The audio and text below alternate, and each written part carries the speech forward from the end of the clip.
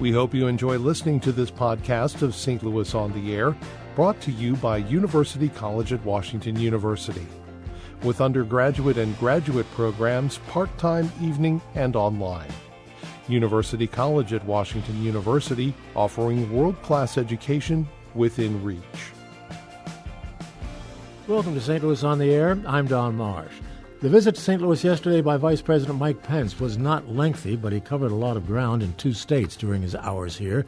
Political reporter Jo Mannies covered the visit and joins me in studio. Jo, good to see you. Thanks for having me again. Giving you a chance to sit down for a change. What's the headline from the visit yesterday? Well, I think that, Pence loves Hawley. We actually have a really good photo That's Josh Hawley we're talking about. Yes, yeah, Josh Hawley, Missouri Attorney General, who's running for the U.S. Senate against Democratic incumbent Claire McCaskill. While technically the visit was to promote the tax cuts, the political angle was very strong. I mean, the fact that Hawley introduced him, that Hawley emphasized certain key issues. As I mentioned yesterday, I was fascinated that Hawley focused so much on the abortion issue in his introduction. He doesn't always talk about, his views are known, but it's not like he highlights it all the time. And the fact that Pence made a point repeatedly of endorsing Hawley. Now, and talking about what he saw as Hawley's strengths. And his contention was that Hawley would be part of the team that's trying to change Washington.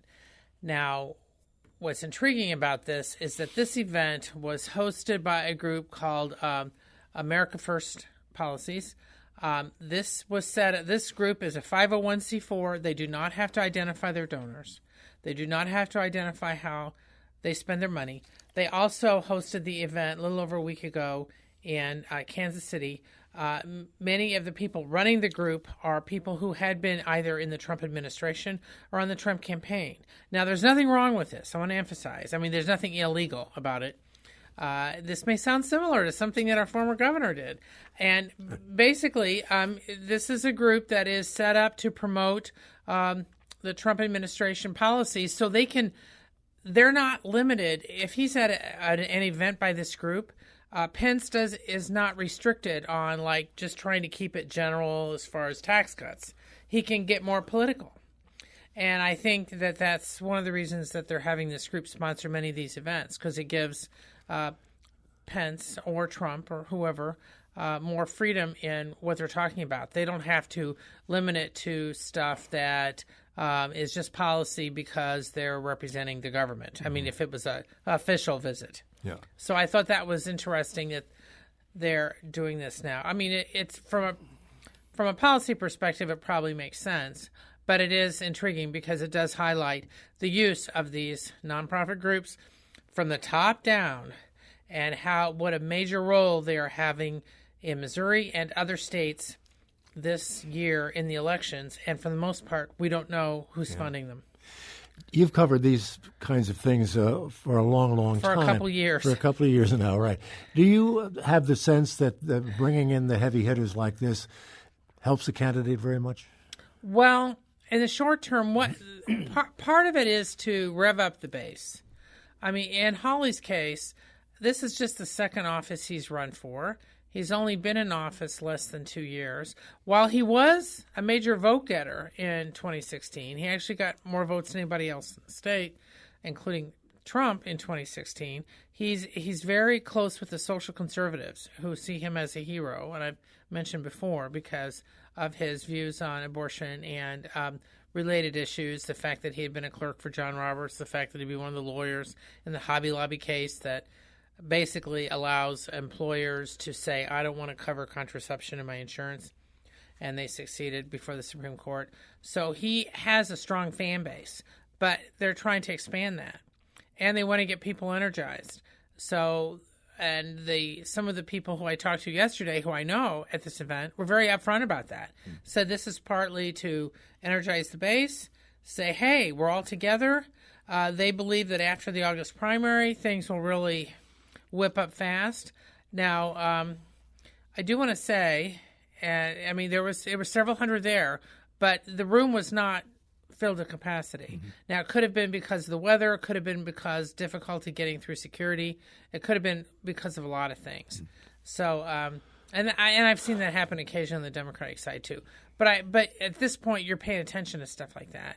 Just everything, because every little thing can add up to some big thing. How tight a race would you expect between McCaskill and Hawley? She's got the money, which is always helpful, needless to say.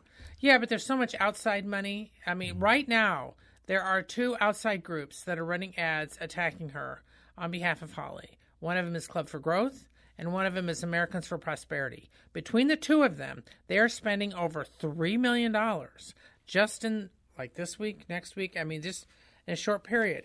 The aim is to try to knock down her reputation. Their ads do not promote Hawley. Their ads bash her. Now, I think what they're trying to do is duplicate what was done in 2010. That was one of the first times you really saw these outside groups really weigh in. And over like a month period, I remember this vividly, they really did Robin Carnahan, who was then the Democratic run for the U.S. Senate, a lot of damage. I mean, I would watch TV and there'd be 5 or 6 attack ads against her and one of her ads. So Hawley may not have the money himself, but he's got support of these outside groups. Now, to be fair, McCaskill's had some outside groups running ads attacking him. But right now, just in this window, the big money is attacking her. This is a big, big race, particularly with regard to the national picture. Yes, because Missouri is among a handful of states that likely will determine who controls the U.S. Senate.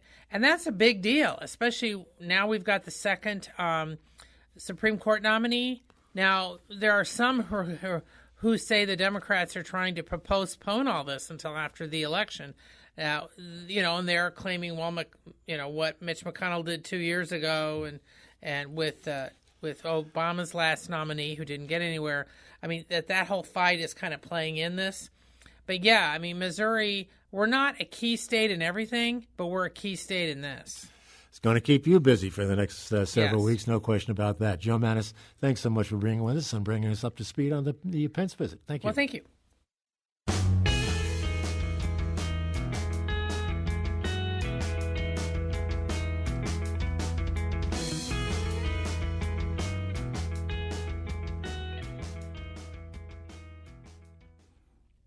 Support comes from the Missouri Forest Products Association. Missouri produces wood pallets, railroad ties, white oak barrels, hardwood floors, and more. Details on the variety of products made in the state are at choosewood.com.